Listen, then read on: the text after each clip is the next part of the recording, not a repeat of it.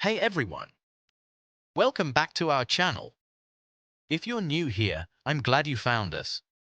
Today, we're diving into a topic that's super important for anyone thinking about loans, credit cards, or mortgages. Yep, you guessed it, we're talking about the difference between April and interest rate. So, grab a seat, maybe a cup of coffee, and let's get into it. Now, let me ask you this, have you ever looked at a loan offer and felt a bit confused by all the numbers? You see terms like interest rate and April's thrown around, but what do they really mean? Are they the same thing? Well, stick around, because I'm going to break it all down for you. First up, let's talk about the interest rate. The interest rate is essentially the cost of borrowing money expressed as a percentage of the loan amount. It's the rate your lender charges you for the money they lend you. For example, if you take out a $10,000 loan with a 5% interest rate, you'll pay $500 in interest for that year. Now, what about April? April stands for annual percentage rate.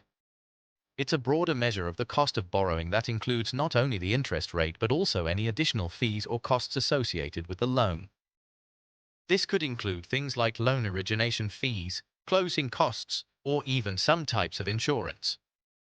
Let's say you're looking at two different loan options. Loan A has a 5% interest rate, and it charges you an additional $200 in fees. Loan B has a lower interest rate of 4%, but it charges you $500 in fees. While Loan A looks cheaper at first glance, when you calculate the April, you might find that Loan A has an April of 5.5% and Loan B has an April of 4.8%. This means Loan B is actually the better deal overall. Here's a quick formula to remember. April equals interest rate plus fees. This is why it's crucial to look at April when comparing loans. It gives you a clearer picture of what you're really paying. Let's put this into some real-world scenarios. Imagine you're applying for a credit card. The credit card company offers a low interest rate of 15%. However, they also have an annual fee of $100. The April for that card might actually be closer to 17% once you factor in the fee. On the other hand, another card might have a higher interest rate of 18% but no annual fee.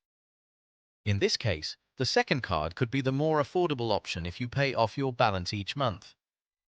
It's also important to note that interest rates can be fixed or variable.